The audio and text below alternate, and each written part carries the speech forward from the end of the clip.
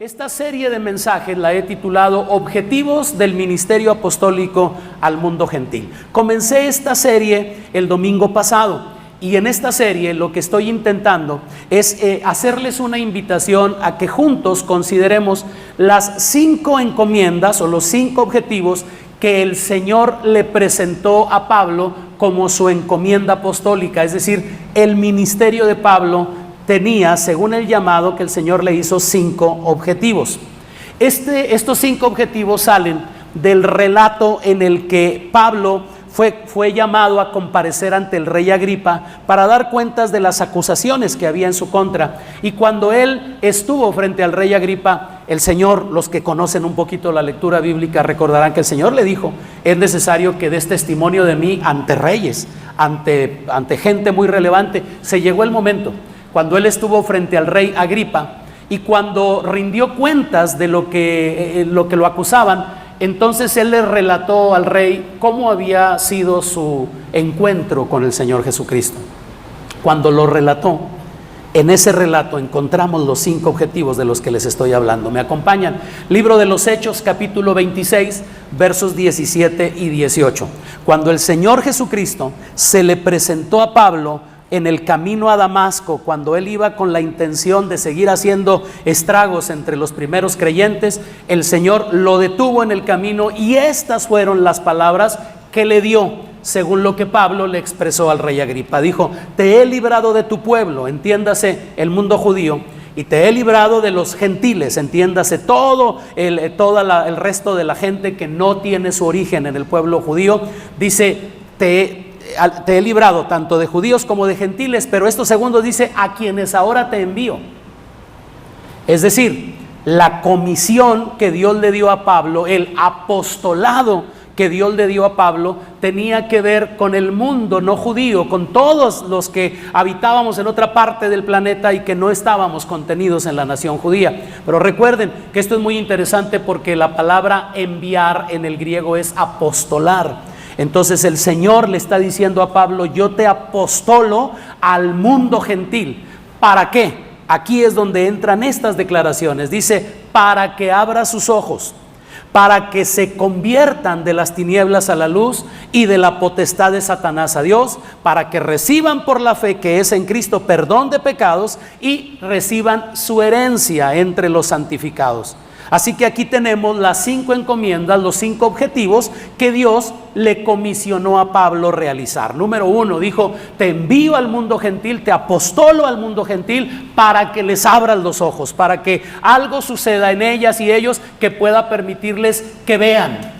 Pero ese ver tiene una consecuencia natural. Dice: les abras los ojos para que se conviertan de las tinieblas a la luz. 3, para que sean librados de la potestad de Satanás a la de Dios. 4, que reciban por la fe en Cristo el perdón de pecados. Y 5, que reciban su herencia como santos, como llamados a venir a formar parte de la familia de Dios. Esos son los 5 objetivos del ministerio de Pablo al mundo gentil. Bueno, este es el segundo mensaje en la serie y lo titulo: de las tinieblas a la luz.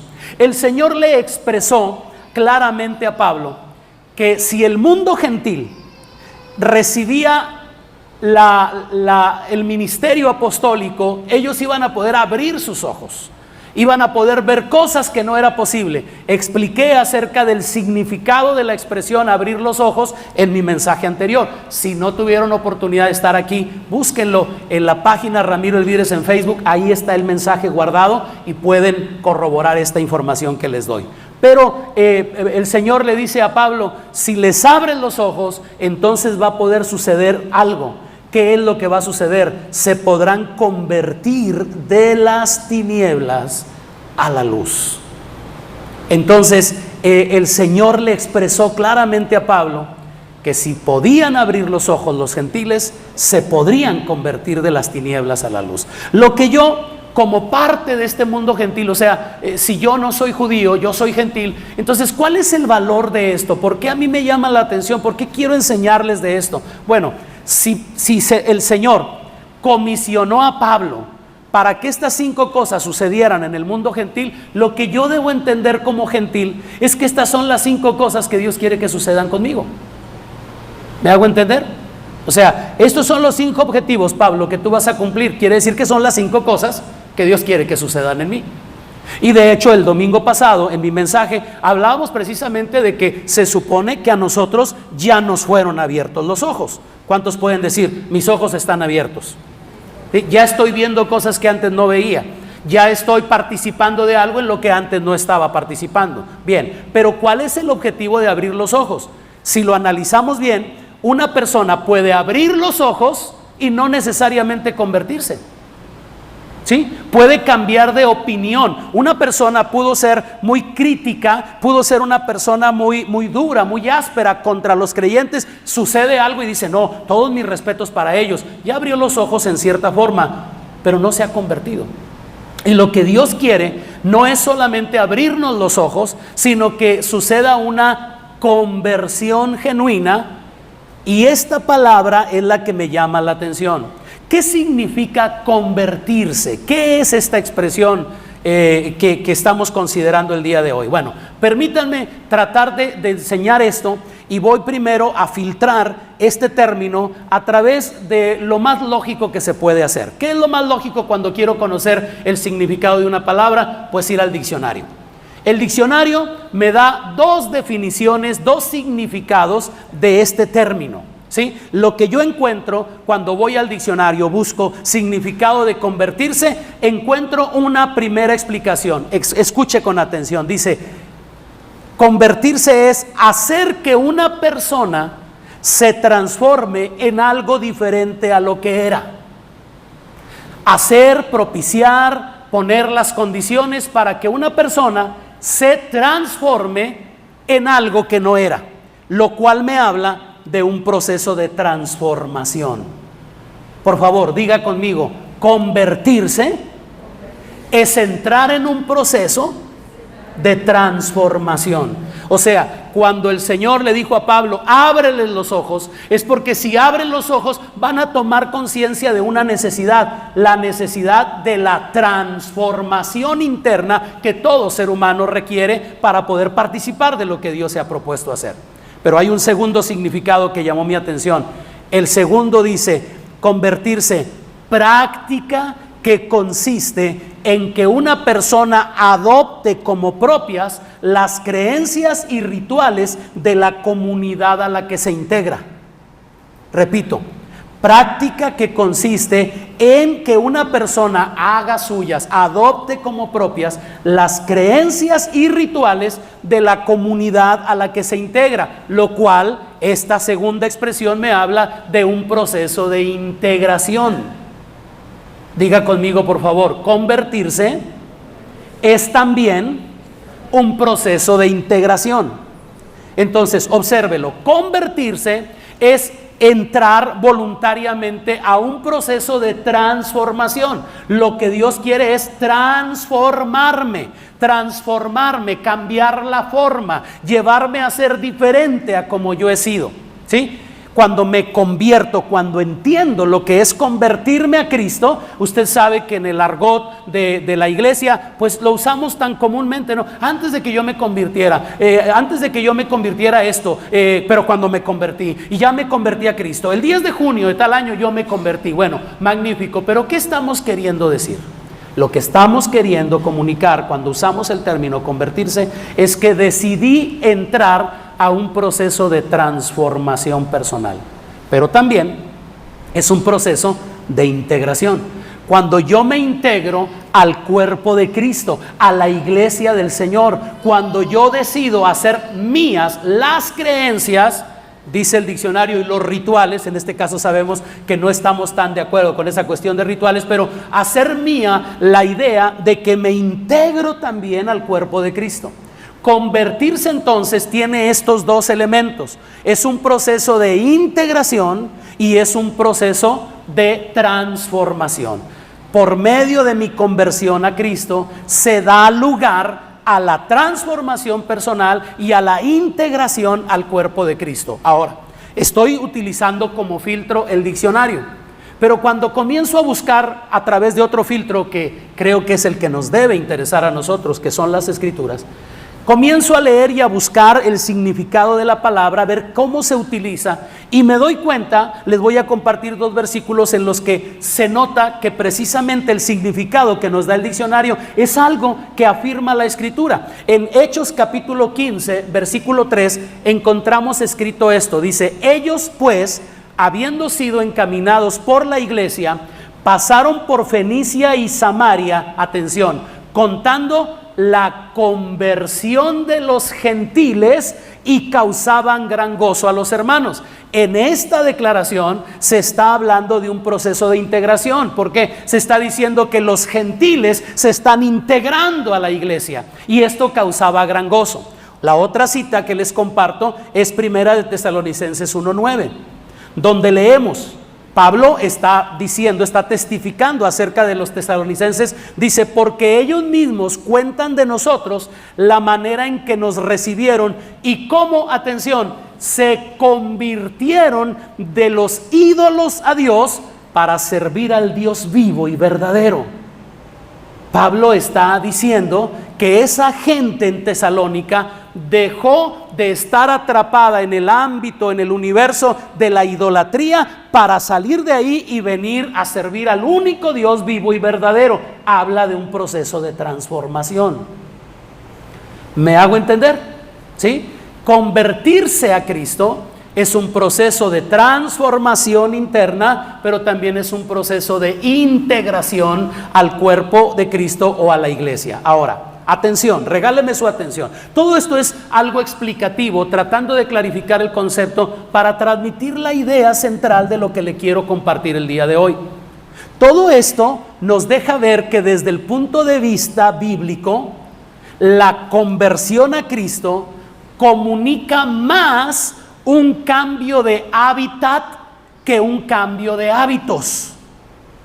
Diga conmigo, cambio de hábitat, no cambio de hábitos. Mire, esto es interesante. Agradezco al apóstol Basilio Patiño que nos ha afirmado en este conocimiento. Usted ya lo ha escuchado de él mismo, diciendo que en realidad cuando nos convertimos a Cristo, cuando decidimos volver nuestro corazón a Dios, no salimos de ciertos hábitos solamente, sino cambiamos de hábitat. ¿Por qué es importante la diferencia? Bueno, porque cambiar de hábitos lo puede hacer alguien sin necesidad de convertirse a Cristo. El que deja de fumar, el que deja de beber, el que deja de hacer tales cosas, él puede realizar un cambio. Es un cambio, simplemente dejó de hacer una cosa, cambió un hábito. Pero en las Escrituras, lo que se nos deja ver, esta expresión que usó el Señor al decirle a Pablo que lo comisionaba, lo apostolaba al mundo gentil para propiciar que los gentiles abriéramos los ojos y nos convirtiéramos, es un cambio de hábitat, porque nótelo, dice, se conviertan de las tinieblas a la luz. ¿Me hago entender? De tal manera que es un cambio de hábitat, no solo de hábitos. Nosotros estamos muy acostumbrados a decir, sí, él ya dejó de hablar como hablaba, él ya no va a los lugares que iba, ya se hizo cristiano. Es decir, el cambio de hábitos nos comunica a nosotros que se convirtió. Pero esto, bíblicamente hablando, va más allá. Sí lo incluye, pero va más allá. Se refiere a un cambio de hábitat. Es decir, esta manera de expresarlo en las Escrituras habla precisamente de un proceso de transformación. La conversión de la que el Señor le habló a Pablo es tanto un proceso de transformación como un proceso de integración, atención, en el que nos desprendemos de un hábitat, de un estilo de vida de ignorancia, a otro hábitat, a uno donde procuramos caminar en sabiduría, y a la vez nos integramos a la comunidad de personas que, al igual que nosotros, están deseosos de crecer en el conocimiento de un estilo de vida superior, que es la vida en Cristo. Ahora, quisiera ilustrar esto del cambio de hábitat, Bueno, voy a usar como ejemplo un león. ¿Cuál es el hábitat natural de un león? No me responden, pero ahorita se va a clarificar. Al león se le llama el rey de la ¿qué? ¿Cuál es el hábitat natural del león? La selva. Así lo llamamos, ¿verdad? El rey de la selva. Ok. Si yo tomara un león y lo sacara de la selva y lo trasladara al desierto, va a sufrir ese león, porque le estoy cambiando ¿qué? Su hábitat, ¿sí? Ahora, así nada más con un simple pensamiento ya ubicamos, ¿no? Pues es bien distinto el hábitat en la selva al hábitat del desierto, es un cambio radical. La pregunta es, ¿sobrevivirá el león en este otro hábitat? Y la respuesta es sí. Sí, mire, lo vemos expresado, por ejemplo, cuando sacan al león de la selva y lo traen a un zoológico.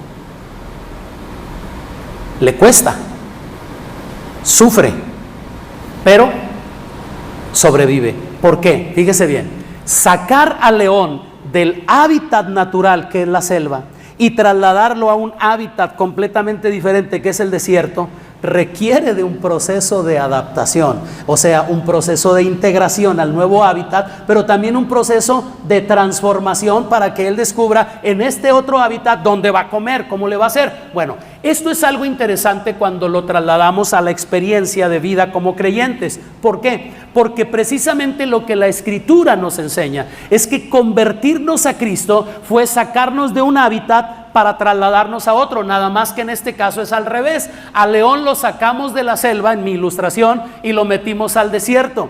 A nosotros el Señor nos tomó del vil desierto para trasladarnos a un hábitat donde hay abundancia, donde está la vida que vivimos en Cristo. ¿Verdad que sería muy necio de parte nuestra decir, no me saquen del desierto, aquí yo disfruto mucho, me encanta comer tarántulas, me encanta comer iguanas, lagartijas, aquí déjenme, me encanta abrazarme a los cactus? No diríamos una tontería como esas. Si nos cambiaran del desierto a la selva, diríamos, en la selva hay muchos peligros, pero hay más abundancia, ¿sí? Hay más exuberancia. Bueno, sería muy necio que nosotros nos aferráramos a querer permanecer en el desierto cuando se nos hace una oferta tan maravillosa para llevarnos a un hábitat donde hay abundancia. ¿Me hago entender? Bueno, la Escritura, cuando el Señor le dice a Pablo, ábrele los ojos al mundo gentil para que puedan descubrir que el hábitat en el que se encuentran es un hábitat de necedad, es un hábitat de escasez, de limitaciones, y aquel al que yo los traslado es el reino de mi amado Hijo, donde van a salir de las tinieblas y serán trasladados al reino de la luz.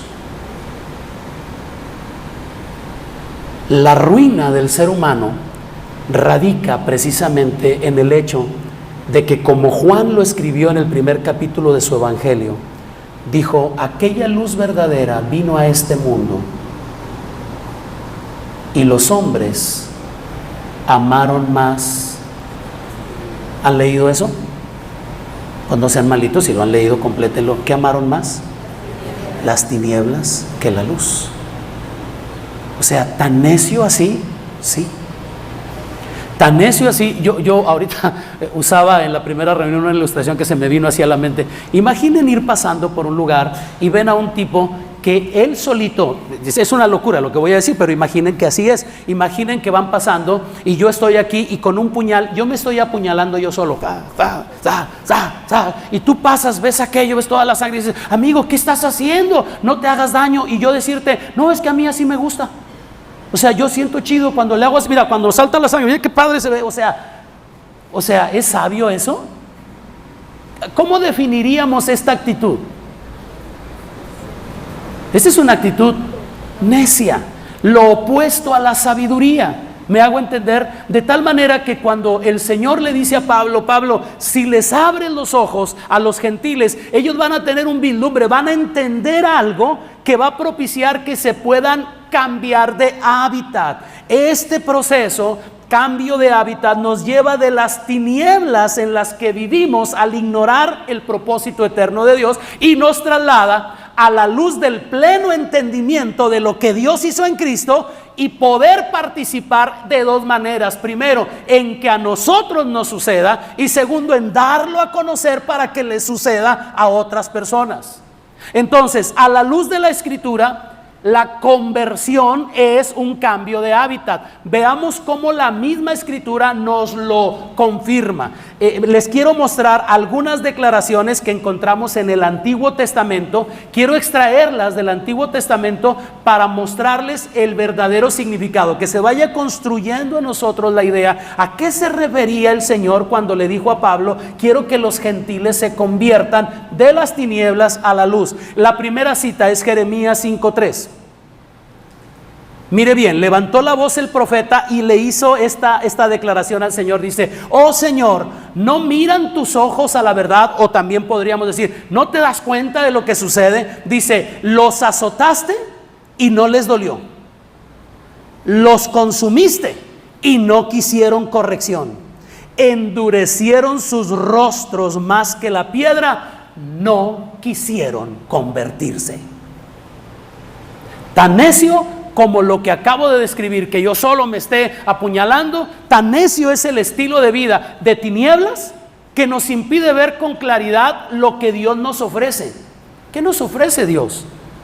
Nos ofrece luz, nos ofrece salir de la ignorancia para venir al conocimiento, al entendimiento de todo lo que Él ha hecho por medio de Cristo. En otras palabras, convertirse desde el punto de vista bíblico es comprender lo necio que es vivir sin Dios.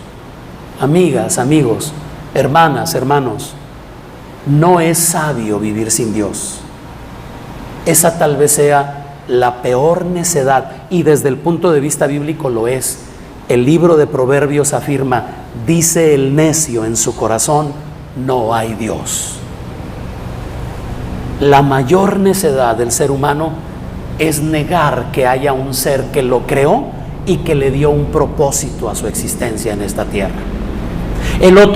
La otra porción bíblica es Jeremías 44, versos 4 y 5. Mire lo que ahora declara el profeta Jeremías. Dice: y envié a ustedes, mis siervos los profetas, desde temprano y sin cesar, para decirles: no hagan esta cosa abominable que yo aborrezco. Pero no oyeron, ni inclinaron su oído para convertirse de su maldad, para dejar de ofrecer incienso a dioses ajenos. ¿Qué es convertirse a la luz de estas declaraciones? Es dejar de creer y dejar de servir a los ídolos que en la vida se levantan. Es dejar el estilo de vida de idolatría en cualquiera de sus manifestaciones. Miren, amadas, amados, que cuando hablamos de idolatría no debemos limitar esta palabrita a las imágenes religiosas ante las cuales mucha gente se postra y les rinde adoración. No, ese es solo un tipo de idolatría. Cualquier cosa, cualquier persona, cualquier actividad que intente ocupar el lugar de Dios en la vida de un creyente se puede llegar a convertir en un ídolo. Hay prácticas nuestras, hay cosas, hay personas que pueden estar ocupando el lugar de Dios en nuestra vida, y eso es un tipo de idolatría, y eso es algo que denigra nuestra vida. No es sabio estar enganchados a algo perecedero. Necesitamos salir de esa ignorancia, de ese hábitat, donde se practican esas cosas, y ser trasladados a otro completamente distinto, para que comience nuestro proceso de transformación y nuestro proceso de integración en Cristo. Otro profeta que habló acerca de estos dos hábitats fue Oseas. En el libro de Oseas, capítulo 5, verso 4, él escribió esto. Dice: no piensan en convertirse a su Dios, porque espíritu de fornicación está en medio de ellos y no conocen a Dios. ¿Qué significa desde esta expresión la conversión? Dejar de vivir un estilo de vida carnal y contaminado. dejar la necedad de la infidelidad, de todo ese tipo de cosas que perturban nuestra manera de pensar, para salir de esa ignorancia y venir al entendimiento de lo maravilloso que es vivir la vida de acuerdo a lo que Dios nos dice.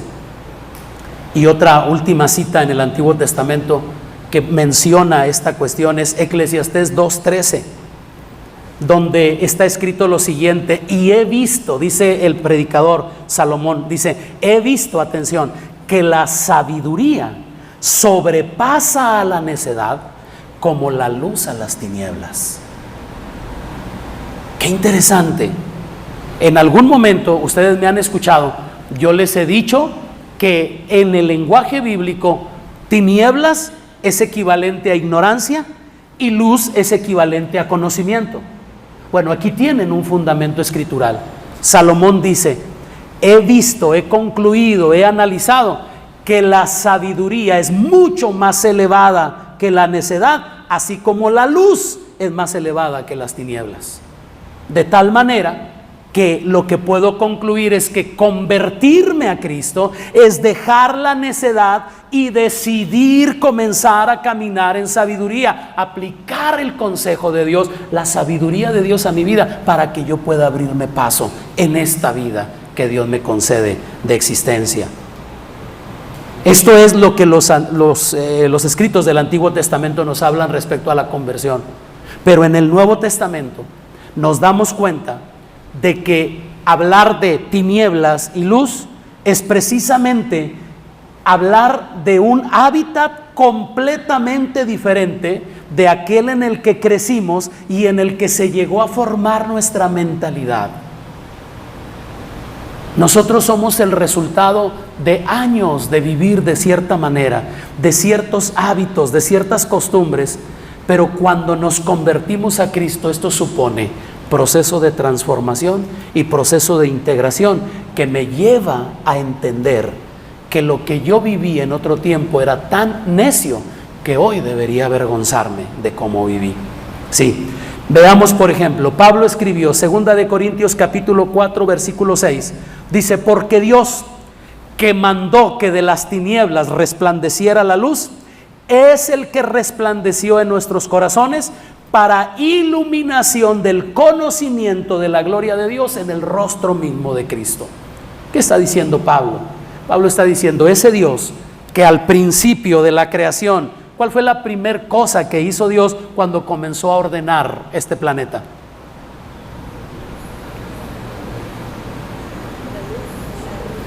Separó las tinieblas de la luz. Dios es alguien que disfruta hacer esa separación de tinieblas y luz, y vio Dios que la luz era buena y le agradó. Separar tinieblas de luz. Pero ahora Pablo trae esa analogía que tiene que ver con el universo y la aplica a la vida del creyente, diciendo que ese Dios que separó las tinieblas de la luz es el que ahora está determinado a sacarnos del hábitat de las tinieblas y la oscuridad para trasladarnos a uno completamente diferente, que es el reino de la luz, el entendimiento de lo que Él quiere hacer en nosotros y por medio de nosotros en la vida de otras personas. Otra cita, Efesios 5:8. Este versículo me interesa mucho que lo leamos con cuidado, porque mire, Efesios 5:8 dice, porque en otro tiempo andaban en tinieblas, pero ahora andan en luz en el Señor. Amén. No leyó bien, cayó en la trampa. Atención, véalo por favor. No dice que en otro tiempo andábamos en tinieblas. ¿Qué dice? Que en otro tiempo nosotros mismos éramos las tinieblas. ¿Pero cómo? Pastor, si nos está hablando de un hábitat, ¿sabes lo que está diciendo Pablo aquí? Que llegamos a estar tan impregnados de esas tinieblas que llegó un momento en que ya éramos parte de ellas. Nosotros mismos fuimos tinieblas. Voltee con alguien ahí y dígale, yo fui tinieblas. Pero no el luchador, ¿verdad? O sea, aclárele, para que no se vaya a confundir, va a decir tan ñanguillo y tinieblas. No, bueno, dígale, yo fui tinieblas. Vamos, apóyeme, ayúdenme, dígale, yo fui tinieblas. Pero mire qué maravilla es esto cuando lo entendemos. Si estar en el hábitat de oscuridad y de tinieblas llegó a permear tanto nuestra vida que nos convertimos en las tinieblas mismas, mire lo que complementa el versículo. Dice, pero ahora andan en luz, ¿verdad? No. ¿Qué es lo que nos dice el Señor a través de su palabra? Si antes fueron tinieblas, ¿ahora qué son? Luz. ¿Qué significa esto? Que estuve tan impregnado del hábitat de las tinieblas que me llegué a fusionar con las tinieblas y me convertí en tinieblas yo mismo. Pues ahora que he sido trasladado a este reino de luz, ahora que mi corazón se aleja de la necedad, de la torpeza, de ese hábitat, ahora me expongo a un reino, me expongo a un hábitat completamente diferente que también me impregna, que también me satura hasta llevarme a convertirme en luz en esta tierra. Qué maravilla es saber que fui tinieblas, pero ahora soy luz. Ayúdeme y dígale por favor a quien le dijo hace ratito que usted fue tinieblas, dígale: yo fui tinieblas, pero ahora soy luz. Y aclárele que no es el nombre de un luchador, es una realidad que Cristo ha propiciado en nuestra vida, ¿sí? Entonces, ya que en otro tiempo fuimos tinieblas, pero ahora somos luz, esta es la razón por la que se nos exhorta. Vea lo que dice Efesios 5:11. Y no participen de las obras infructuosas de las tinieblas, sino más bien repréndanlas, declárenlas, prohíbanlas, deténganlas. Hagan algo ustedes que son luz para que las tinieblas no sigan creciendo en su entorno.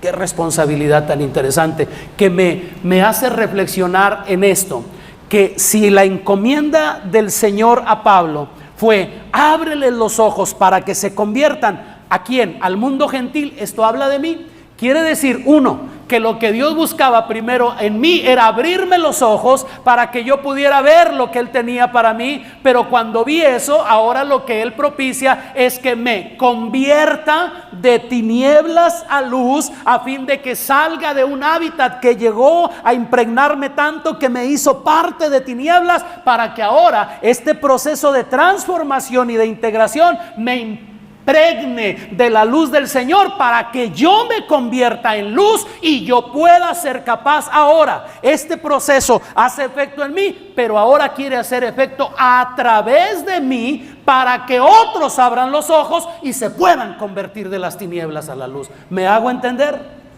O sea, esto no es un asunto nada más de disfrutarlo, de ya me abrieron los ojos, ya me convertí. No, ahora adquirimos una responsabilidad. Pablo nos exhorta diciendo: si antes eran tinieblas y ahora son luz, brillen. ¿Para qué? Para que sean reprendidas, denunciadas, declaradas las obras de las tinieblas, y más gente aparte de nosotros pueda abrir los ojos y se pueda convertir, salir del hábitat de tinieblas al hábitat de la luz. Y hay algo maravilloso, que si se nos exhorta a reprender las obras de las tinieblas, no se nos envía a esta comisión con las manos vacías. Mire qué maravilla lo que escribió Pablo en Romanos 13:12.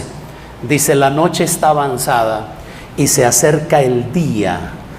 Desechemos pues las obras de las tinieblas y vistámonos las armas de la luz. ¿Las qué?